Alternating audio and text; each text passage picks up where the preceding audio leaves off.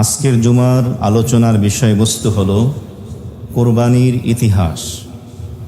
সর্বপ্রথম আমরা শুনব ইসলামের ইতিহাসে সর্বপ্রথম কোরবানি কখন কিভাবে হয়। এরপরে আমরা শুনব বর্তমানে প্রচলিত প্রতি বছর জিলহজ মাসে বিশ্ব মুসলিম উম্মাহ আমরা যে পশু কোরবানি করি এই কোরবানির ইতিহাস সম্পর্কে। প্রথমেই আমরা আলোচনা শুনব পৃথিবীর ইতিহাসে সর্বপ্রথম কোরবানির প্রসঙ্গে। এ প্রসঙ্গে কোরআনে কারিমের সূরা মায়েদার ২৭ নম্বর আয়াতে কারিমার মধ্যে আল্লাহ তাআলা সে আলোচনা করেছেন হযরত আদম আলাইহিস সালাতু ওয়াস সালামের দুই সন্তান হাবিল এবং কাবিলের কোরবানি পৃথিবীর ইতিহাসে সর্বপ্রথম কোরবানি। সূরা মায়েদার ২৭ নম্বর আয়াতে কারিমার তাফসিরে মুফাসসিরিন ইকরামগণ সেই ইতিহাস তুলে ধরেছেন। সর্বপ্রথম মানব, সর্বপ্রথম পয়গম্বর, আদি পিতা হযরত আদম আলাইহিস সালাতু ওয়াস সালাম এবং আদি মাতা হযরত হাওয়া আলাইহিস সালাতু ওয়াস সালাম পৃথিবীর জমিনে যখন আসেন এবং তাদের মাধ্যমে আল্লাহ তাআলা বনি আদমের মানুষের বংশ পরম্পরা চালু করেন এবং এর ধারাবাহিকতা কিয়ামত পর্যন্ত চলতে থাকবে। তো আদম আলাইহিস সালাতু ওয়াস সালাম এবং হাওয়া আলাইহিস সালাতু ওয়াস সালাম উভয়ের ঐরসে এক জোড়া করে সন্তান জন্মগ্রহণ করত, একটি ছেলে একটি মেয়ে। দ্বিতীয়বার আবার যখন সন্তান জন্মগ্রহণ করত এক জোড়া, একটি ছেলে এবং একটি মেয়ে। যেহেতু তখন পৃথিবীতে আদম এবং হাওয়ার সন্তান ছাড়া আর কেউ বিদ্যমান ছিল না, এই জন্য তৎক্ষণাৎ প্রয়োজনের খাতিরে আদম আলাইহিস সালাতু ওয়াস সালামের শরীয়তের মধ্যে আল্লাহ তাআলা এই বিধান রাখলেন যে প্রথম যে ছেলে এবং মেয়ে জন্মগ্রহণ করবে একত্রে, এরা পরস্পর সহোদর ভাই বোন হিসাবে গণ্য হবে। আবার দ্বিতীয়বার যখন একজোড়া সন্তান ছেলে এবং মেয়ে জন্মগ্রহণ করবে, তারাও পরস্পর সহোদর ভাই বোন হিসাবে গণ্য হবে। কিন্তু প্রথমবার যে ছেলে দ্বিতীয়বারের মেয়ের সহোদর ভাই বোন হবে না, প্রথমবারের জন্মগ্রহণ করা মেয়ে দ্বিতীয়বারের জন্মগ্রহণ করা ছেলের সহোদর আপন ভাই বোন হবে না। এর কারণ ওই মুহূর্তে পৃথিবীতে আর কোনো আদম সন্তান ছিল না, তারাই শুরু। এই কারণে এই বিধান তখন ছিল আদম আলাইহিস সালাতু ওয়াস সালামের শরীয়ত। তেভাবে যখন হাবিল তার সহোদর যে বোন আর কাবিল তার সহোদর যে বোন, এখন আদম আলাইহিস সালামের শরীয়ত অনুযায়ী হাবিল বিয়ে করবে কাবিলের সহোদর বোনকে আর কাবিল বিয়ে করবে হাবিলের সহোদর বোনকে। যখন বিবাহ দেওয়া হবে তখন দেখা গেল হাবিলের সহোদর যে বোন সে দেখতে কুৎসিত কদাকার, দেখতে সুন্দর না। আর কাবিলের যে সহোদর বোন সে সুন্দরী রূপসী। এখন কাবিল বিবাহ করতে অস্বীকৃতি জ্ঞাপন করলো। সে বলল, না, আমি হাবিলের সহোদর বোনকে বিয়ে করব না, আমি আমার নিজের যে সহোদর বোন তাকে বিয়ে করব। আদম আলাইহিস সালাতু ওয়াস সালাম বললেন যে, বাবা, আমার শরীয়তে তো আল্লাহ তাআলা তোমার সাথে যে বোন জন্মগ্রহণ করেছে সে তো তোমার সহোদর বোন, সুতরাং তাকে তুমি বিবাহ করতে পারবে না, তোমাকে হাবিলের সহোদর বোনকেই বিবাহ করতে হবে, আর হাবিল তোমার সহোদর বোনকে বিবাহ করবে। কিন্তু কাবিল মানতে রাজি হলো না যে, না, আমি হাবিলের সহোদর বোনকে বিবাহ করব না, আমার যে সহোদর বোন তাকে আমি বিবাহ করব। তখন আদম আলাইহিস সালাতু ওয়াস সালাম তার সন্তান হাবিল এবং কাবিল উভয়কে বললেন, তোমরা আল্লাহ তাআলার দরবারে কোরবানি পেশ করো, যার কোরবানি আল্লাহ তাআলা গ্রহণ করবেন তারটাই মেনে নেওয়া হবে। তখনকার সময় কোরবানি পেশ করার পরে কার কোরবানি গৃহীত হয়েছে, মকবুল হয়েছে আল্লাহ তাআলার দরবারে, তার প্রমাণ হলো অদৃশ্য থেকে আকস্মিক একটি অগ্নিকুণ্ড এসে যার কোরবানির বস্তুকে স্পর্শ করত এবং ভস্মীভূত করে দিত, তার কোরবানি মহান আল্লাহ রাব্বুল আলামিনের দরবারে গৃহীত হয়েছে বলেই এটি গণ্য হতো। হাবিল সে পশুপালন করত। সে একটি হৃষ্টপুষ্ট মোটা তাজা বকরি, একটি প্রাণী কোরবানির জন্য পেশ করল। আর কাবিল কৃষিকাজ করত। সে কিছু কৃষিজাত পণ্য, ফসল, এগুলো কোরবানির জন্য পেশ করল। পাহাড়ের চূড়ায় হাবিল পেশ করেছে একটি প্রাণী, কাবিল পেশ করেছে তার শস্যজাত ফসল। কিছুক্ষণ পরে দেখা গেল অদৃশ্য আকস্মিক একটি অগ্নিকুণ্ড এসে হাবিলের কোরবানির বস্তু এই প্রাণীটিকে স্পর্শ করল, কিন্তু কাবিলের কোরবানির বস্তু স্পর্শ করল না। তখন আদম আলাইহিস সালাতু ওয়াস সালাম বললেন যে হাবিলের কোরবানি গৃহীত হয়েছে, সুতরাং ফয়সালা, সিদ্ধান্ত এটাই হবে যা পূর্বে ছিল। কাবিল এর পরও মেনে নিতে রাজি হলো না। এমনকি সে উদ্যত হয়ে, রাগান্বিত হয়ে গোস্বায় সে বলল, আমি আমার ভাই হাবিলকে হত্যা করব। এমনকি সে তাকে হত্যাই করে ফেলল। এবং পৃথিবীর ইতিহাসে এটি হলো সর্বপ্রথম অন্যায়ভাবে হত্যা করা। এই জন্য এক বর্ণনায় এসছে, কিয়ামত পর্যন্ত যত মানুষকে অন্যায়ভাবে হত্যা করা হবে, ওই গুনাহের একটা অংশ কাবিলের ভাগে যাবে, কারণ এই হত্যাকাণ্ডর প্রথম ঘটিয়েছিল কাবিল। যাই হোক, এখানে মূল ঘটনা যেই, সেটি হলো ইসলামের ইতিহাসে সর্বপ্রথম কোরবানি কখন হয়। সূরা মায়েদার ২৭ নম্বর আয়াতে কারিমায় আলোচিত হয়েছে, ওয়াতলু আলাইহিম নাবা আবনাই আদামা বিল হক إذ قربا قربانا فتقبل من أحدهما ولم يتقبل من الآخر قال لأقتلنك قال إنما يتقبل الله من المتقين।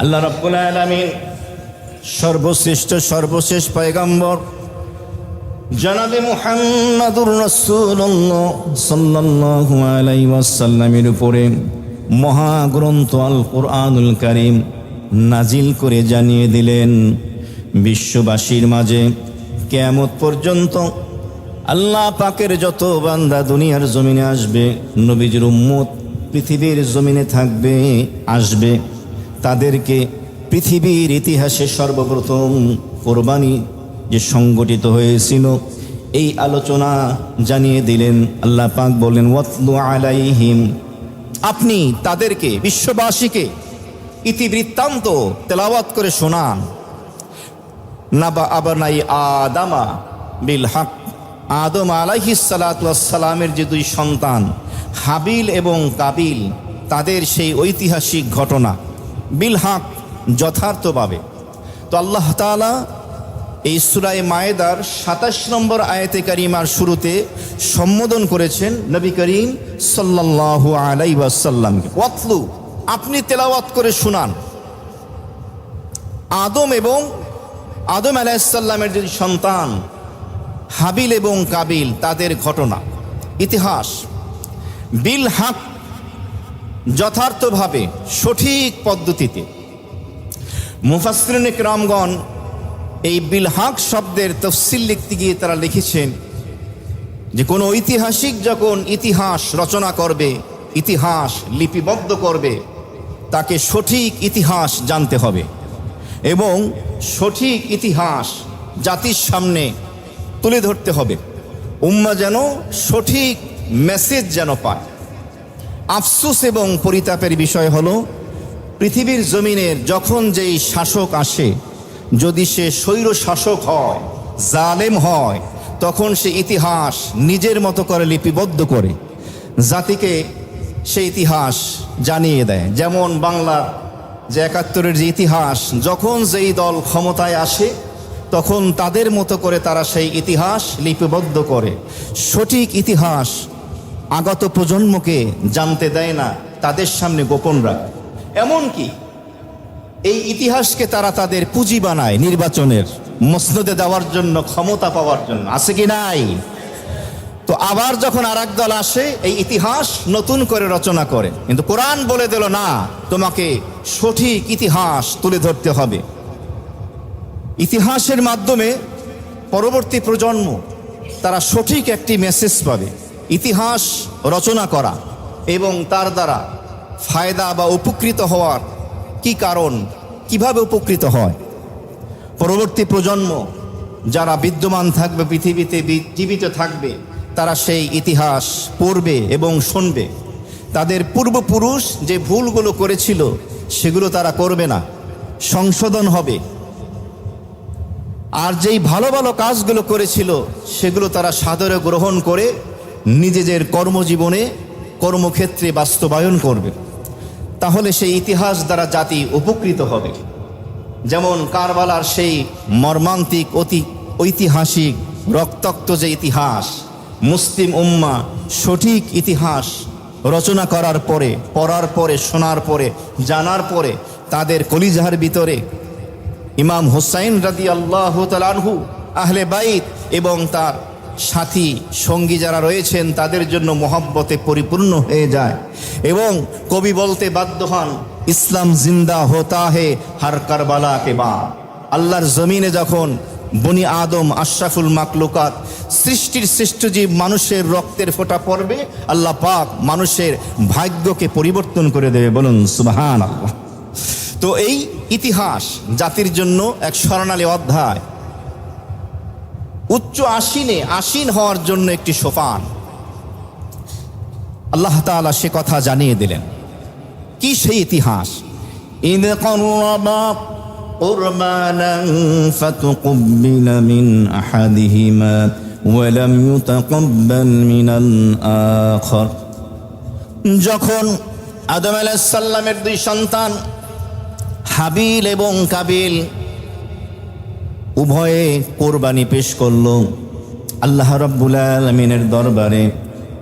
ফাতুকব্বিলা মিন আহাদিহিমা, দুইজনার একজনার কোরবানি কবুল হলো, আল্লাহ তাআলা কবুল করলেন, তিনি হলেন হাবিল। ওয়া লাম ইউতাকাব্বাল মিনাল আখার, অপরজনার কোরবানি আল্লাহ তাআলা কবুল করলেন না, তিনি হলেন কাবিল। এবং এ কথা জানিয়ে দেওয়া হলো, ক্বালা লা আকতুলান্নাক। কাবিলের কোরবানি যখন কবুল হলো না, কাবিল রাগান্বিত হয়ে তার ভাই হাবিলকে বলল, অবশ্যই আমি তোমাকে কতল করব, হত্যা করব। আজকে পৃথিবীতে দেখা যায় নিজের স্বার্থের জন্য আপন ভাইকে হত্যা করে ফেলে। 2 দিন আগের নিউজ ভিডিও, 2 সন্তান মিলে বাবাকে পিটিয়ে মারতেছে। কোন জমানায় আমরা বসবাস করতেছি? মা যাকে মমতাময়ী বলা হয়, সন্তানকে বিক্রি করে মোবাইল ফোন কিনতেস, নুপুর কিনতেস। কোন জমানায় বসবাস করতেস? ইনসানিয়াত, মনুষ্যত্ববোধ, মানবতাবোধ কোন পর্যায়ে গিয়ে পৌঁছেছে? মানুষ কাকে বিশ্বাস করবে? আপনকে বিশ্বাস করতে পারছে না, পরকে করছে। কারণ আপন ভালো না, পর ভালো। এখানে দেখার বিষয় হলো মানুষ ভালোকে। ভালো তো সম্পর্ক ভালো, ভালো না তো সম্পর্ক থাকবে না। চাক রক্তের সম্পর্ক যতটুকু রাখার দরকার রাখবেন। স্বার্থের কারণে একজন আর একজনকে ক্ষতি করছে। হাবিলও করেছিল, আপন ভাই। এরপরে বলল লা আকতুলান্নাক, আমি তোমাকে হত্যা করব। আজকে ক্ষমতার জন্য, মসনদের জন্য এক দলের লোক আর এক দলকে, এক পার্টির লোক আর এক পার্টিকে হত্যা করছে, মিথ্যা মামলা দিচ্ছে, তার বাড়িঘর জ্বালিয়ে দিচ্ছে। আছে কি নাই? আছে। আজকে ফিলিস্তিনের গাজার ভূখণ্ডকে দখল করার জন্য ইসরায়েলি এই হানাদার বাহিনী, এই জালেম সম্প্রদায় হিংস্র জানোয়ারের মতো ফিলিস্তিনি গাজাবাসীদের উপরে পড়ছে, এমনভাবে হামলা করছে সেখানের শিশু বাচ্চা নারীদের উপরে।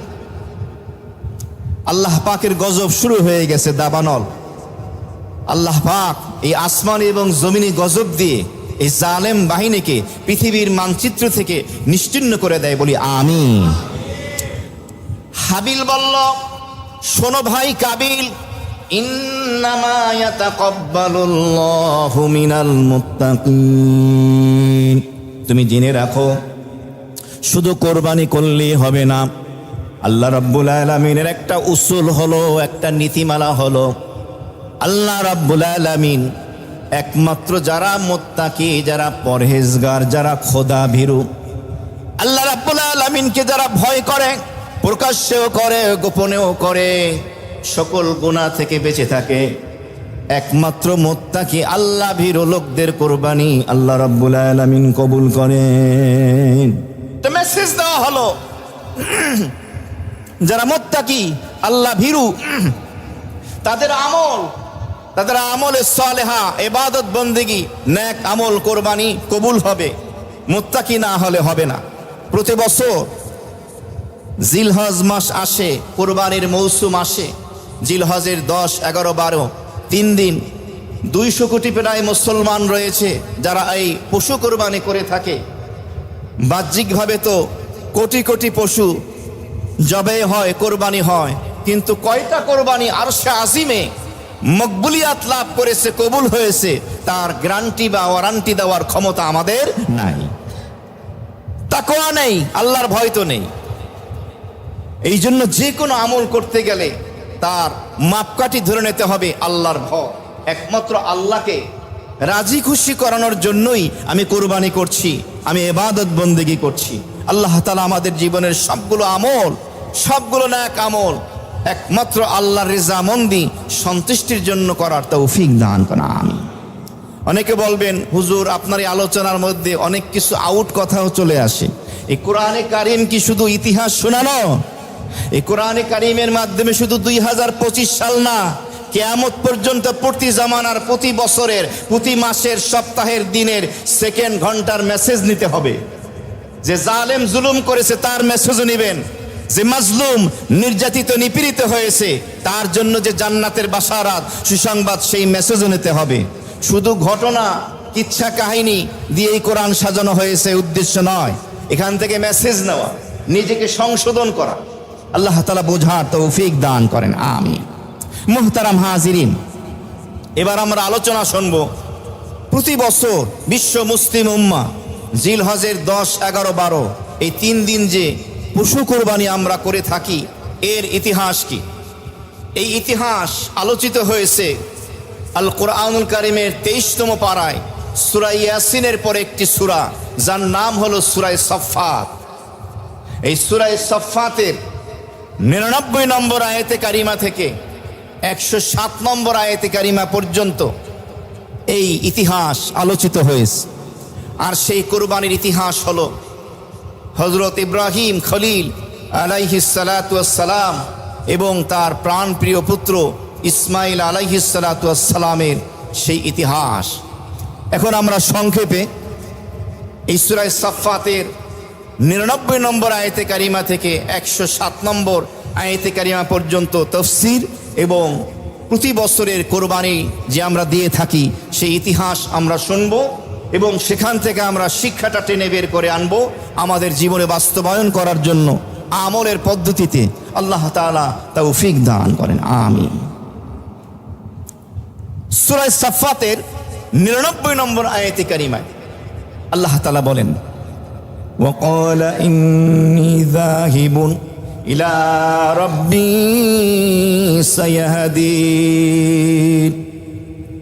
ইব্রাহিম আলাইহিস সালাতু ওয়াস সালাম বললেন, আমার রব, আমার প্রতিপালক মহান আল্লাহ রাব্বুল আলামিন আমাকে যেদিকে পথ প্রদর্শন করবেন আমি সেই পথেই হাঁটব। তাফসীরের ভিতরে মুফাসসিরিনে কেরামগণ লিখেছেন, সর্বশ্রেষ্ঠ সর্বশেষ পয়গম্বর নবী ও রাসূল তো হলেন জনাবে মুহাম্মদুর রাসূলুল্লাহ সাল্লাল্লাহু আলাইহি ওয়াসাল্লাম। এরপরে যে কয়জন নবী মর্যাদা সম্পন্ন রয়েছেন তাদের মধ্যে একজন হলেন হযরত ইব্রাহিম আলাইহিস সালাতু ওয়াস সালাম, যিনি মুসলিম জাতির পিতা। ইব্রাহিম আলাইহিস সালাতু ওয়াস সালামের জীবনে অনেকগুলো পরীক্ষা এসেছে, ঈমানি পরীক্ষা। নবী রাসূলদের জীবনে পরীক্ষা আসে। যার ঈমান যত মজবুত হবে শক্তিশালী হবে, তার পরীক্ষাও তত কঠিন হবে। যার ঈমান যত দুর্বল, তার পরীক্ষাও তত দুর্বল। সুতরাং আমাদের জীবনে যদি মানসিকভাবে, শারীরিকভাবে, অর্থনৈতিকভাবে, পারিপার্শ্বিকভাবে, রাজনৈতিকভাবে, রান্নাঘর থেকে নিয়ে সংসদ ভবন পর্যন্ত ছোট বড় কোনো পরীক্ষা যদি আসে, আল্লাহর জন্য আমরা বরদাস্ত করতে রাজি আছি, বলেন ইনশাআল্লাহ। এটা নবী রাসূলদের জীবনও এসেছে। সর্বশ্রেষ্ঠ পয়গম্বরের উম্মত হবেন, পরীক্ষা দিবেন না, এটা তো হতে পারে না। তবে আল্লাহ তাআলার কাছে দোয়া করতে হবে, আল্লাহ আমাকে আপনি এমন পরীক্ষায় দিয়েন যেই পরীক্ষায় আমি উত্তীর্ণ হতে পারি, সফল কাম হতে পারি। বলুন আমিন। ইব্রাহিম আলাইহিস সালামের জীবনে অনেকগুলো পরীক্ষা এসেছে বড় বড়, যার মধ্যে একটি অন্যতম পরীক্ষা হলো তার জামানার সব থেকে বড় জালেম, তার জামানার আবু জাহেলের নাম ছিল নমরুদ। এই নমরুদ কুফর এবং শিরকে নিজেও লিপ্ত ছিল, তার মন্ত্রী পরিষদ এবং দেশের জনগণকেও সে এই গুনাহের কাজে মুবতালা করেছিল, লিপ্ত করেছিল। ইব্রাহিম আলাইহিস সালাতু ওয়াস সালাম এক আল্লাহর তাওহীদের দিকে ডাকতে লাগলেন, তারা সাড়া দিল না।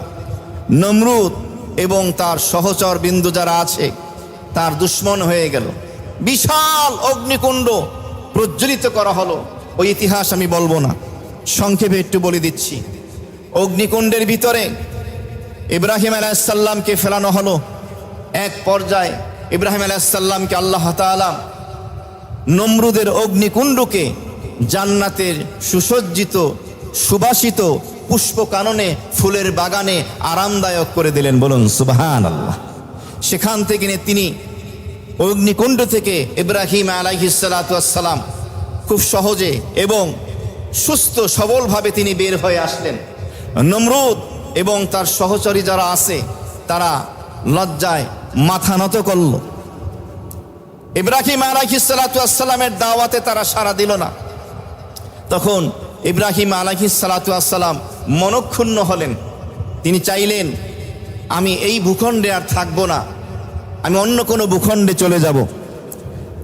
এক বর্ণনা এসছে, তাফসীরের ভিতরে লেখেন মুফতি শফি সাহেব রাহিমাহুল্লাহ তাআলা তার তাফসীরে মারিফুল কোরআনের ভিতরে লিখেছেন, তখন ইব্রাহিম আলাইহিস সালামের সাথী ছিল তার স্ত্রী বিবি সারা আলাইহিস সালাতু ওয়াস সালাম এবং তার ভাগ্নে যিনি হলেন হযরত লূত আলাইহিস সালাতু ওয়াস সালাম।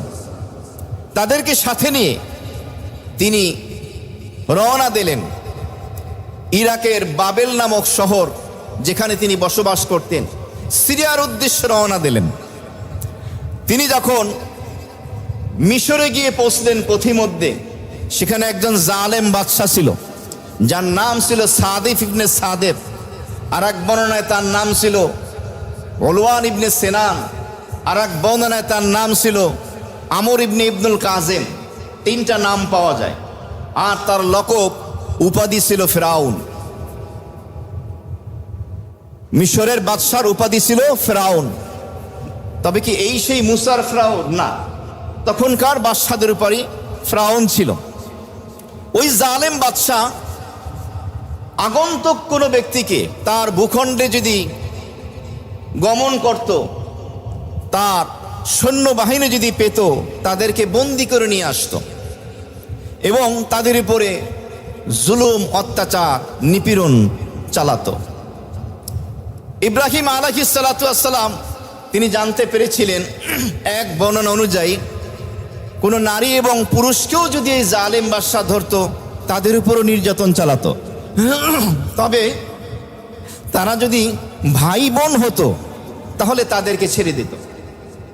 ইব্রাহিম আলাইহিস সালাতু ওয়াস সালাম সারাকে বললেন যে, দেখো, এক বর্ণনা অনুযায়ী যে বর্তমান পৃথিবীতে তাওহীদে বিশ্বাসী তুমি আর আমি, আর কেউ নেই। সুতরাং এই দৃষ্টিকোণ থেকে তুমি আর আমি ভাই বোন। আবার অন্য দৃষ্টিকোণ থেকে আদম আলাইহিস সালামের সন্তান হিসেবে তো ভাই বোন। তোমাকে যদি জিজ্ঞেস করে তাহলে তুমি পরিচয় দিবে তুমি আমার বোন। তো ইব্রাহিম আলাইহিস সালামকে যখন ডেকে জিজ্ঞেস করলো এই জালেম বাদশাহ, তিনি বললেন যে আমি তার ভাই, সে আমার বোন। বিবি সারাকে আলাদাভাবে যখন জিজ্ঞেস করা হলো, তিনিও সেই কথাই বললেন, ভাই বোনের পরিচয় দিলেন। কিন্তু এই জালেম বাদশাহ এরপরও তাকে ছাড়তে রাজি হলো না। একটা প্রাসাদের একটি কামরার ভিতরে বিবি সারাকে আবদ্ধ করা হলো। ওই জালেম বাদশাহ তার মন্দ ইচ্ছা চরিতার্থ করার জন্য যখন সেই কামরার ভিতরে, রুমের ভিতরে প্রবেশ করলো, ভূমিকম্প শুরু হয়ে গেল। ভয়ে সে থেমে গেল এবং সে বিবি সারার কাছে বলল যে তুমি দোয়া করো, আমি আর এই অন্যায় কাজের জন্য সামনে পা বাড়াবো না। দোয়া করলেন, ভূমিকম্প থেমে গেল। আবার অনুরোধ, থেমে গেল। তৃতীয়বার আবার সে যখন এগোলো, আবার সেই ভূমিকম্প, আবেদন, দোয়া, থেমে গেল। একটি বর্ণনা। আরেকটি বর্ণনায় পাওয়া যায় ওই জালেম বাদশাহ যখন বিবি সারার নিকটে যাচ্ছিল তখন তার হাত পা অবশ হয়ে গেল, প্রতিবন্ধীদের ভিতরে বিকলাঙ্গ হয়ে গেল। সে বুঝতে পারল যে এই নারী কোনো সাধারণ নারী নয়, কোনো মহিষী নারী হবেন। সে ক্ষমা চাইল, দোয়া চাইল যে আমি আর এই অন্যায় কাজ করব না, পূর্বের মতো। আবার সুস্থ হয়ে গেল। আবার যখন এগোলো, আবার বিকলাঙ্গ হলো। তিনবার এভাবে হলো। চতুর্থবার সে বলল যে আমার ভুল হয়ে গেছে, এই ভুল আমি আর করব না, তোমাদেরকে আমি সসম্মানে ছেড়ে দেব।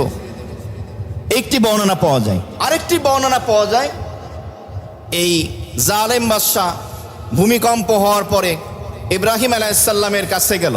তখন তিনি সালাত আদায় করছিলেন তার শরীয়ত মোতাবেক। সালাত যখন শেষ হয়ে গেল, ওই জালেম বাদশাহ ইব্রাহিম আলাইহিসসালামের নিকটে দোয়ার আবেদন করলেন যে আমার ভুল হয়ে গেছে, মাফ করে দেন। তখন ইব্রাহিম আলাইহিসসালাম ক্ষমা করে দিলেন। তখন ওই জালেম বাদশার এক কন্যা সন্তান ছিল, তাকে গিফট হিসাবে, উপহার হিসাবে এক বর্ণনায় ইব্রাহিম আলাইহিসসালামের নিকট, আর এক বর্ণনায় বিবি সারার নিকট দেওয়া হলো। বলা হলো হা আজরুকা, হা আজরুকি, যে এই যে আমার কন্যাটি, এই মেয়েটিকে আমি উপহার হিসাবে আপনাকে দিলাম। একটি বর্ণনা পাওয়া যায়। এখান থেকে শেষের কাপকে ফেলে দেওয়া হয়, জিমের সাকিনকে ফেলে দিয়ে জির দেওয়া হয়। এখান থেকে নাম হয়ে যায় হাজেরা, বিবি হাজেরা। আর এই হাজেরার গর্ভেই জন্মগ্রহণ করবেন হজরত ইসমাইল আলাইহিস সালাতু ওয়াস সালাম। তো আর এক বর্ণনা মতে এই হাজেরা নামক যে কন্যাকে ওই জালেম বাদশাহ বিবি সারাকে দিয়েছিলেন তার খেদমতের জন্য, তিনি দিলেন।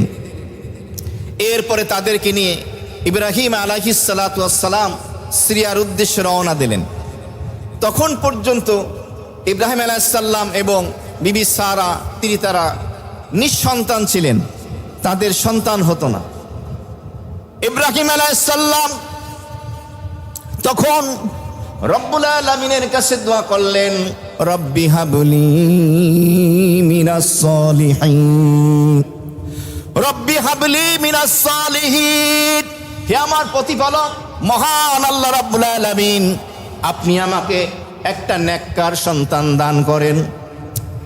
এই মেসেজের মাধ্যমে, ইব্রাহিম আলাইহিস সালামের এই দোয়ার মাধ্যমে বিশ্ববাসী একটা মেসেজ পায়।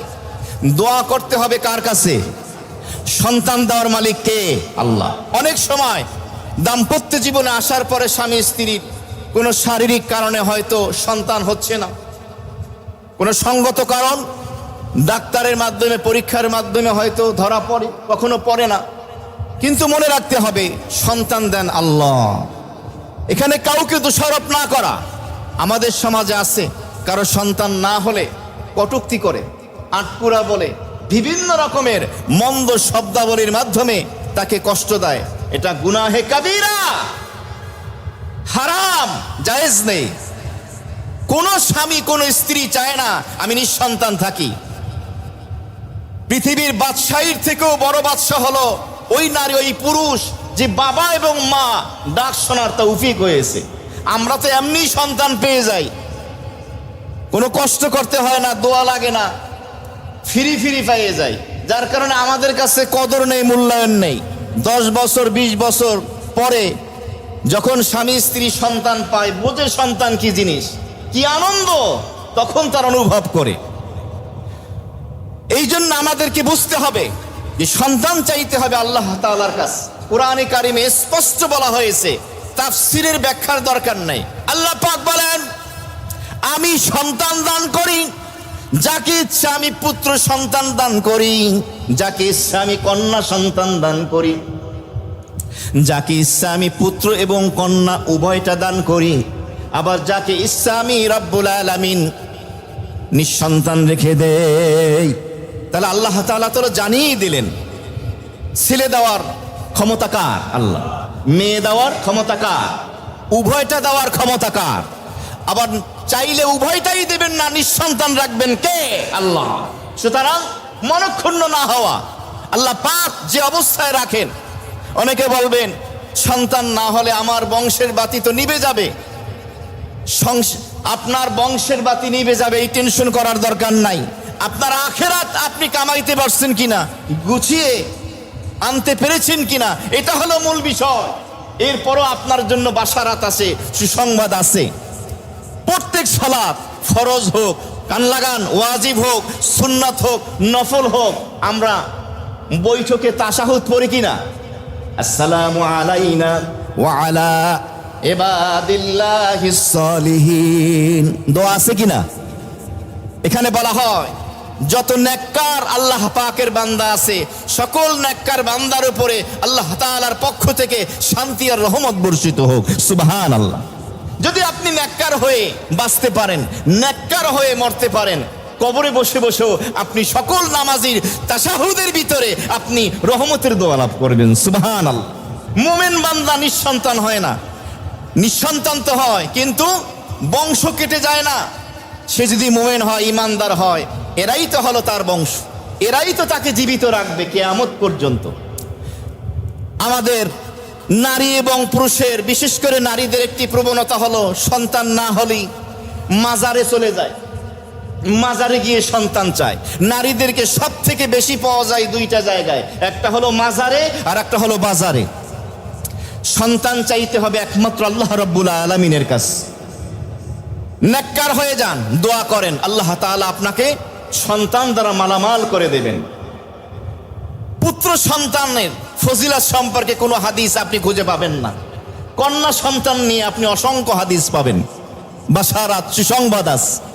নবী বলেন, কারো 3টা সন্তান নেককার যদি বানাতে পারে, যদি কন্যা সন্তান হয়, এর উপরে যদি সে সন্তুষ্ট থাকে, তাদেরকে সুন্দর আদব কায়দা শিক্ষা দেয়, ইসলামী কৃষ্টি কালচার, শিষ্টাচার শিক্ষা দেয়, সৎপাত্রস্থ করে, আল্লাহর হাবিব বলেন ওই ব্যক্তি আমার সাথে জান্নাতে পাশাপাশি থাকবে। সুবহানাল্লাহ। 2 জন হলেও নবী বলেন আমার সাথে, 1 জন হলেও জান্নাতে সেই ব্যক্তি থাকবে কন্যা সন্তানের বদৌলতে। একজন বললেন, ইয়া রাসূলুল্লাহ, কারো কন্যা সন্তান নেই, একটা বোন আছে, বোনের সাথে ভালো আচরণ করে, তার সম্পর্কেও বলা হলো সেও জান্নাতে থাকবে। সুবহানাল্লাহ। আর এক বর্ণনা এসছে, নবীজি বলেন কারো যদি 2টা কন্যা সন্তান থাকে, তাদের সাথে সে ভালো আচরণ করে, তাদেরকে বিবাহ দেওয়া পর্যন্ত তাদের প্রতি সন্তুষ্ট থাকে, তাহলে এই 2 কন্যা সন্তান ওই বাবা মাকে জান্নাতে প্রবেশ করাবে। সুবহানাল্লাহ। আরে কন্যা সন্তান মেয়ে তো হলো জান্নাতের টিকিট। আমরা তো খালি পোলা পোলা ছেলে নিয়েই পাগল, কিন্তু বংশের উপরে কালিমা লেপন করে দেয়, থাব্বা লাগিয়ে দেয় পুত্র সন্তান। বরং কন্যা সন্তান আপনি মারা যাওয়ার পরে, বাবা মার মৃত্যুর পরে ওই কন্যা সারা জীবন কাঁদবে, হাত উঠাইয়া বলবে, রাব্বির হামহুমা কামা রাব্বায়ানি সাগীরা। ইল্লা মাশাআল্লাহ, কিছু নেককার সন্তান, পুত্র সন্তানও আছে। যাই হোক, ইব্রাহিম আলাইহিস সালাম দোয়া করলেন, রব্বি হাবলি মিনাস সালিহিন, হে আমার প্রতিপালক আল্লাহ, আমাকে একটি নেককার সন্তান দান করে। আল্লাহ আমাদের সকলের পুত্র থাকুক, কন্যা থাকুক, সকলের সন্তানদেরকে নেককার হওয়ার তৌফিক দান করেন। পরবর্তীতে বিবাহের মাধ্যমে যে সন্তান আসবে, তাদেরকেও নেককার হিসেবে কবুল করে, বলি আমিন। নেককার সন্তানের একটা আলামত মনে রাখবেন, আপনি কি আপনার বাবা মার নেককার সন্তান কিনা, তার কয়েকটা আলামত আছে। আমি অনেক আগেও এই জুমায় আলোচনা করেছি। একটা আলামত মনে রাখবেন, আপনি কি নেককার সন্তান কিনা বাবা মার, তার আলামত, নিদর্শন হলো, প্রমাণ হলো, যেই সন্তান প্রতিনিয়ত বাবা এবং মায়ের জন্য দোয়া করে, আল্লাহ রসুল বলে এই সন্তান হলো বাবা মার নেককার সন্তান। বলুন সুবহানাল্লাহ। 5 ওয়াক্ত নামাজ পড়ে, শুধু জুমায় নয়, বছরে একবার নয়, মৃত্যুবার্ষিকীতে নয়, প্রতি মুহূর্তে যখনই স্মরণ হবে বলবেন রব্বির হামহুমা কামা রব্বায়ানি সগীরা। ওলামায়ে কেরাম বুজুর্গানে দিন যারা আছে আদবের সাথে তাদের কাছে গিয়ে দোয়ার দরখাস্ত করবেন, হুজুর আমার বাবা নাই, আমার মা নাই, একটু দোয়া করবেন। নিজেও দোয়া করবেন, দোয়ার আবেদনও করবেন। করব তো বলেন ইনশাআল্লাহ। বিবি সারা যখন বুঝতে পারলেন তিনি নিঃসন্তান, তার সন্তান হচ্ছে না, তখন তিনি যেই হাজেরা নামক ওই যে বাদশার কন্যাকে গিফট হিসাবে, উপঢৌকন হিসাবে পেয়েছিলেন, ইব্রাহিম আলাইহিস সালামের কাছে পেশ করলেন যে আমি আপনার খেদমতে পেশ করলাম। ইব্রাহিম আলাইহিস সালাতু ওয়াস সালাম বিবি হাজেরাকে প্রণয় সূত্রে আবদ্ধ করে নিলেন, অর্থাৎ বিবাহ বন্ধনে আবদ্ধ হলেন। এখন ইব্রাহিম আলাইহিস সালামের বিবি স্ত্রী কয়জন? একজন সারা, আর পরবর্তী হলো বিবি হাজেরা। ইব্রাহিম আলাইহিস সালাম যখন দোয়া করলেন রব্বি হাবলি মিনাস সালিহিন, ও আমার প্রতিপালক আমাকে একটি নেককার সন্তান দান করেন। আজকে আমরা সন্তান হওয়ার আগে প্রিপারেশন নেই, প্রস্তুতি নেই। ছেলেটা যেন সুন্দর হয় প্রিন্সের মতো, মেয়েটা যেন প্রিন্সেস রাজকন্যার মতো যেন হয়, এবং দেখতে সুন্দর না হলে আফসোস করে না। মনে রাখবেন সন্তান ছেলে হোক মেয়ে হোক সুস্থ এবং নেককার, সুস্থ এবং নেককার, এটা হলো দোয়া। নেককার, নেককার হওয়া। উচ্চ শিক্ষায় উচ্চ শিক্ষিত করে লন্ডনে অক্সফোর্ডে পাঠালেন, উন্নত রাষ্ট্রগুলোতে গিয়ে অনেক বড় চাকরি করলো, বড় বেতনে, নাসায় গেল। এটা আমার দেখার উদ্দেশ্য না, বরং আমার সন্তান দেশের ভূখণ্ডে থাকুক বা যেখানেই থাকুক সে যেন নেককার হয়, এটা হলো উদ্দেশ্য। দুনিয়ার বৈষয়িক শিক্ষায় শিক্ষিত হোক কোনো সমস্যা নেই, কিন্তু তাকে নেককার হতে হবে, মুআদ্দাব, আদব, শিষ্টাচারপূর্ণ সন্তান হতে হবে। এটা হলো মূল শিক্ষা, বুনিয়াদী শিক্ষা। আল্লাহ রাব্বুল আলামিন ইব্রাহিমের দোয়া কবুল করে নিলেন। ফাবাশশারনাহু বিগুলামিন হালিম। আল্লাহ রাব্বুল আলামিন বললেন, ও ইব্রাহিম, তোমাকে আমি একটি সহনশীল, ধৈর্যশীল একটি সন্তানের বাশারাত, সুসংবাদ আমি তোমাকে শুনিয়ে দিলাম। অনেকে বলবেন ইব্রাহিম আলাইহিস সালাম দোয়া করছেন, দোয়া কবুল হয়ে গেছে, আমরাও তো সেই কত দোয়া করতেছি, আমাদেরটা কবে কবুল হবে? ইসমাইল আলাইহিস সালাম যখন জন্ম নেন তখন ইব্রাহিমের বয়স ছিল 86 বছর। আপনার বয়স কত?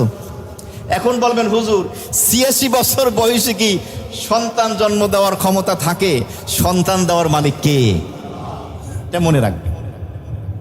ফাবাশশারনাহু বিগুলামিন হালিম, একটি সহনশীল, ধৈর্যশীল সন্তানের সুসংবাদ রব্বুল আলামিন ইব্রাহিম আলাইহিস সালামকে জানিয়ে দিলেন। কেমন সহনশীল, ধৈর্যশীল? পৃথিবীর ইতিহাসে, পৃথিবীর মানচিত্রে যতগুলো নেককার সন্তান সহনশীল এবং ধৈর্যশীল হবে, তাদের মধ্যে আলোচনা করার মতো আলোচিত উল্লেখযোগ্য যে সন্তান একজন হবেন, তিনি হলেন হযরত ইসমাঈল আলাইহিস সালাতু ওয়াস সালাম। এরপরে বিবি হাজারার গর্ভে জন্ম নিল যে সন্তান ইব্রাহিম আলাইহিস সালাম, তার নাম রাখলেন ইসমাঈল। পরবর্তীতে প্রথম স্ত্রী যার নাম কি ছিল? বিবি সারা। তার গর্ভেও কিন্তু পরে একটা সন্তান হবে যার নাম হলো হযরত ইসহাক আলাইহিস সালাম। তখন ইব্রাহিম আলাইহিস সালামের বয়স হবে 99 বছর।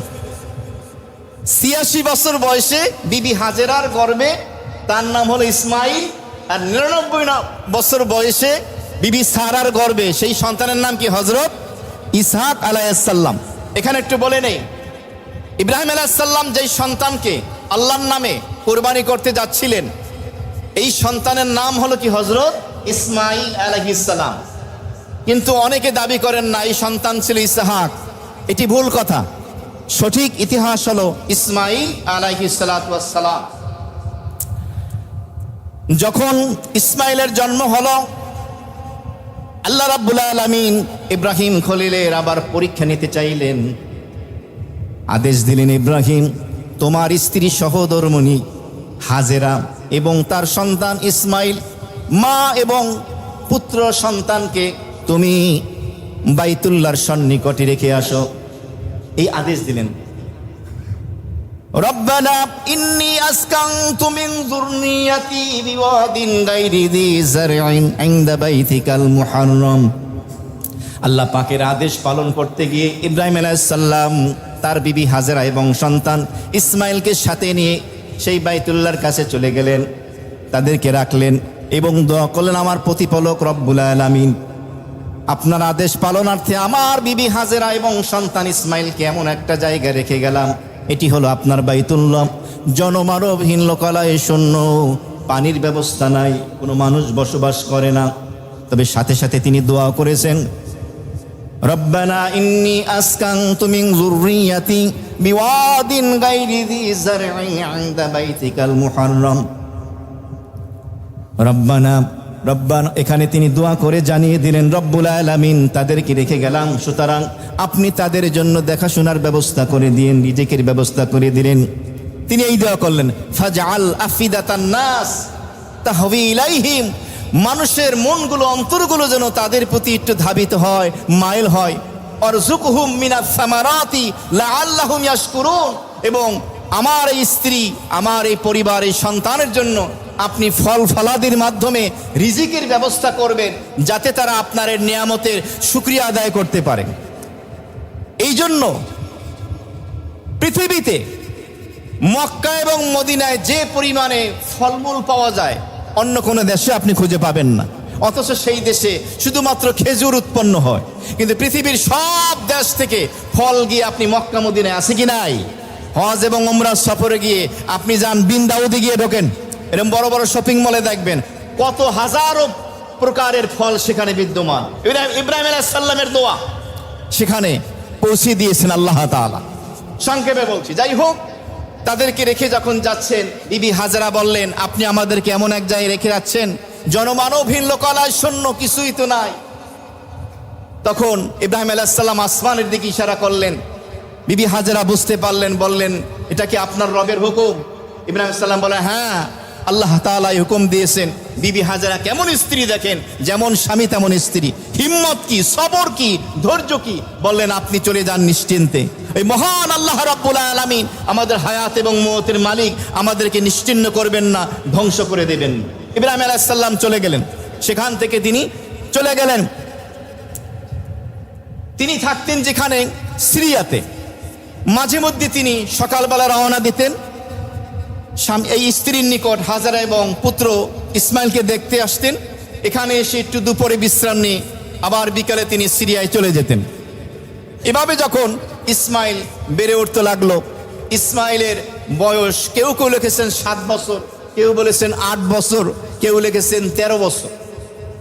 ফালাম্মা বালাগা মাহুস সায়া, যখন ইসমাইল বালেগ হয়ে গেল, অথবা 7 বছর বা 8 বছর, মতান্তরে 13 বছর বয়স হয়ে গেল। কেউ কেউ লিখেছেন বাবার কাজে সাহায্য করতে পারে, হাঁটাচলা করতে পারে, পাহাড়ে উঠতে পারে। এই বয়সে যখন উপনীত হলেন, আল্লাহ রাব্বুল আলামিন ইব্রাহিমকে স্বপ্নে দেখালেন, তুমি তোমার সব থেকে প্রাণাদিক, সব থেকে প্রিয় বস্তুকে আমি আল্লাহ রাব্বুল আলামিনের নামে কোরবানি করো। প্রশ্ন আসে, আল্লাহ তাআলা জিবরাইল আমিনের মাধ্যমে, ওহির মাধ্যমে কেন হুকুম দিলেন না? এর কারণ হলো, ওহির মাধ্যমে হুকুম দিলে তো ইব্রাহিম আলাইহিস সালাম সাথে সাথে সেই কাজ পালন করবেন। স্বপ্নের মাধ্যমে তিনি দেখতে চাচ্ছেন আল্লাহ তাআলা আমার ইব্রাহিম এই স্বপ্নের কি ব্যাখ্যা দেয় এবং সে আমার হুকুম পালন করে কিনা। এর কারণ হলো, নবী রাসূলদের ওহী, এই স্বপ্ন ওহির মর্যাদা রাখে। আর এক হাদিস এসছে যে মোমেন বান্দার সত্য স্বপ্ন নবুয়তের 46 ভাগের 1 ভাগ। বলুন সুবহানাল্লাহ। এই স্বপ্নে যখন দেখানো হলো, এক বর্ণনা এসছে, ওই তারিখটা ছিল জিলহজ মাসের 8 তারিখ। তিনি সন্দিহান হয়ে গেলেন, আমার প্রিয় বস্তু কি আমি জবাই করব, আল্লাহর নামে কোরবানি করব। যার কারণে ওই দিনের নাম হলো ইয়মে তারবিয়া, সন্দেহে উপনীত হওয়ার দিন। চিন্তায় তিনি 100 উট আল্লাহর নামে কোরবানি করলেন এক বর্ণনা অনুযায়ী।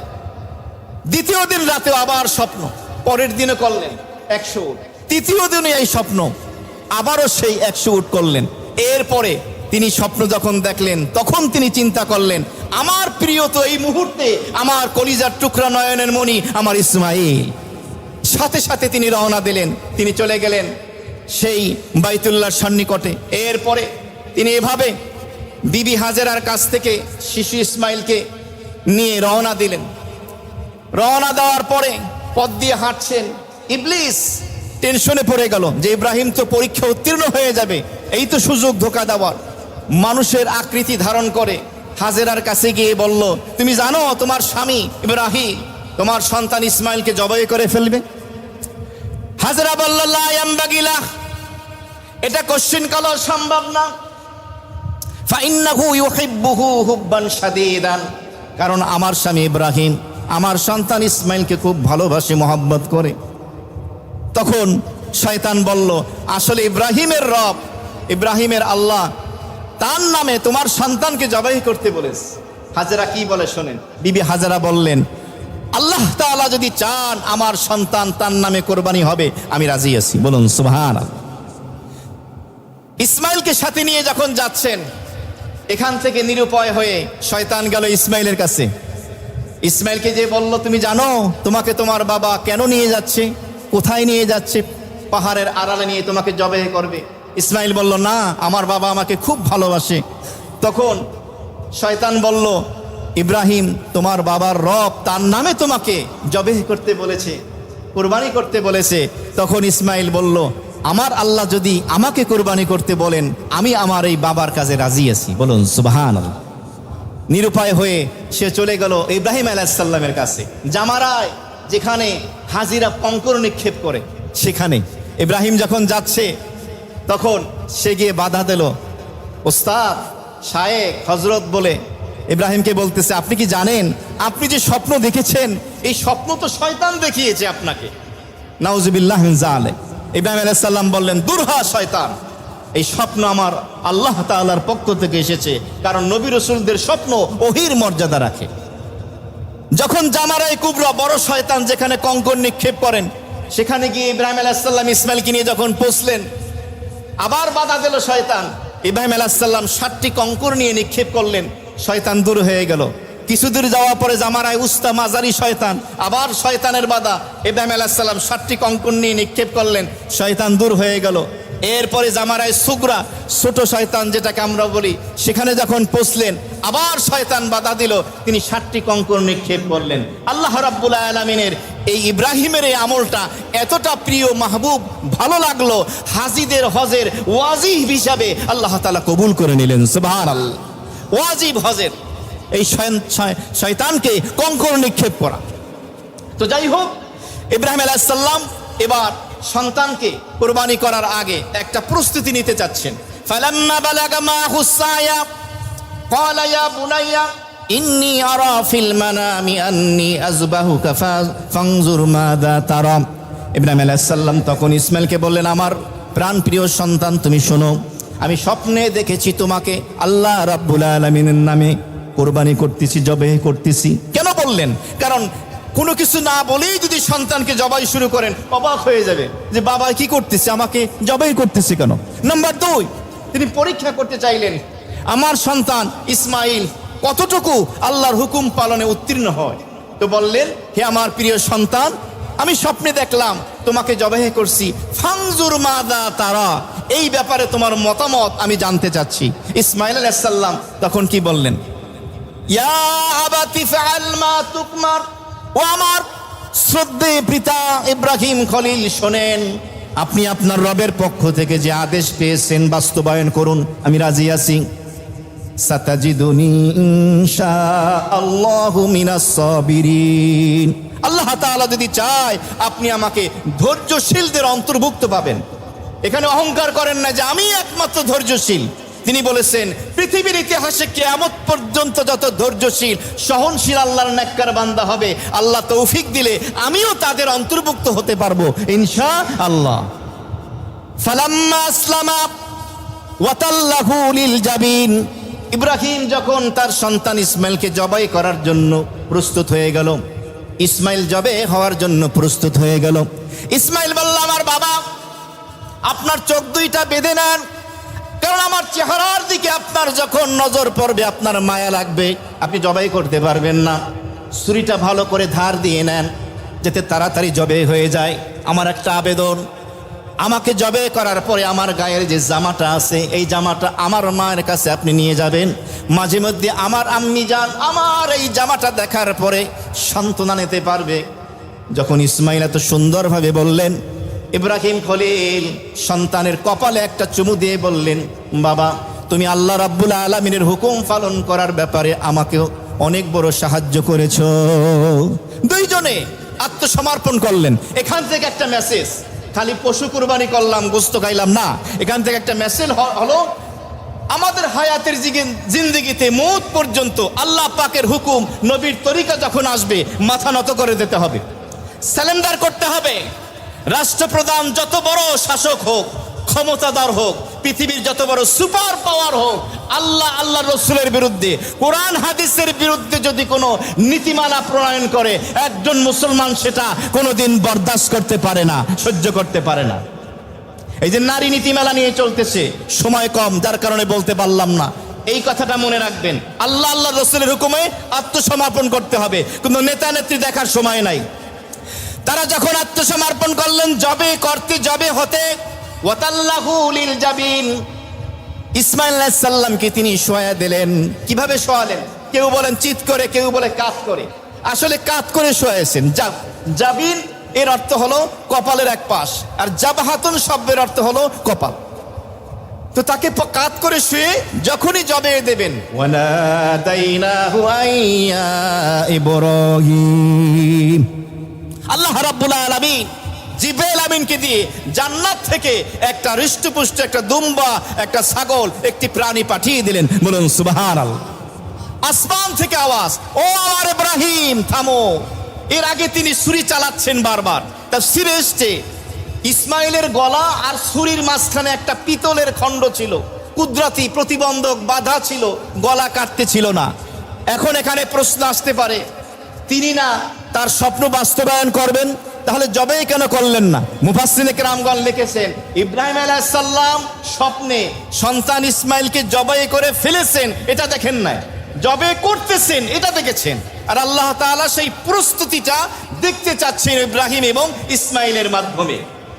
যখন জবে করবেন, আসমান থেকে আওয়াজ আসলো, তাকিয়ে দেখলেন জিবরাইল আমিন একটি হৃষ্টপুষ্ট প্রাণী নিয়ে দাঁড়িয়ে আছে। এক বর্ণনা অনুযায়ী আছে যে প্রাণীটি দেওয়া হলো যে ইসমাইল নয়, এর পরিবর্তে প্রাণীটিকে আপনি আল্লাহর নামে জবাই করেন। বলুন সুবহানাল্লাহ। আর এক বর্ণনা আসছে, কেউ বলেন যে তিনি যখন ছুরি চালিয়ে দিলেন, চোখের কাপড় খুলে দেখলেন ইসমাইল পাশে দাঁড়িয়ে আছে, একটা হৃষ্টপুষ্ট প্রাণী আল্লাহর নামে কোরবানি হয়ে গেছে। সুবহানাল্লাহ। ওয়ানাদাইনাহু আইয়া ইব্রাহিম, ও আমার ইব্রাহিম কদ সাদ্দাকতার রুইয়া, তুমি তোমার স্বপ্নকে বাস্তবায়ন করেছো, তুমি এই পরীক্ষা উত্তীর্ণ হয়েছো। আল্লাহ তাআলা এখানে জানিয়ে দিলেন, ওয়ানাদাইনাহু আইয়া ইব্রাহিম কদ সাদ্দাকতার রুইয়া ইন্না কাযালিকা নাজিল মুহসিনিন। যারা সৎকর্মশীল হবে, আল্লাহ রাব্বুল আলামিনের হুকুম দুনিয়াতে যারা পালন করবে, আল্লাহ তাআলা দুনিয়ার ছোট বড় যত পেরেশানি আছে, মুসিবত আছে, আল্লাহ দূর করে দিবেন। আখিরাতে তো আছে এর বিনিময়। ইন্না হাযা লাহুয়াল বালাউল মুবিন, আল্লাহ তাআলা বলে দিলেন সূরা সাফফাতের ৯৮ ১০৬ নম্বর আয়াতে কারিমার ভিতরে, এটা ছিল ইব্রাহিমের জন্য অনেক বড় পরীক্ষা। ওয়া ফাদাইনাহু বিযিবিহিন আযীম, আল্লাহ তাআলা এটাও বলে দিলেন আমি বিশাল একটা প্রাণী। কেউ বলেন আল্লাহ পাকের পক্ষ থেকে হওয়ার কারণে বিজিবিহীন আযীম বলা হয়েছে, বড় প্রাণী। কেউ বলেন এই প্রাণীটি আসলেই মর্যাদার দিক থেকে বড় ছিল। আর কেউ বলেন হাবিল যে প্রাণীটিকে কোরবানি করেছিল ওই প্রাণীটিকে আল্লাহ তাআলা ইসমাইলের পরিবর্তে ইব্রাহিমের কাছে পাঠিয়ে দেন। বলুন সুবহানাল্লাহ। ওয়া ফাদাইনাহু বিযিবিহিন আযীম, ইসমাইলের পরিবর্তে এই প্রাণীটিকে আল্লাহ পাঠিয়ে দিলেন। মুহতারাম হাজিরিন, সূরা সাফফাতের ৯৯ থেকে ১০৭ নম্বর আয়াতে কারিমার সংক্ষিপ্ত তাফসীরের মাধ্যমে আমরা জানতে পারলাম, মেসেজ পেলাম যে প্রতি বছর জিলহজের ১০, ১১, ১২ যে বিশ্ব মুসলিম উম্মাহ পশু কোরবানি করে, তার ইতিহাস এবং শিক্ষা আল্লাহ তাআলা আমাদেরকে স্মরণ রেখে আমল করার তৌফিক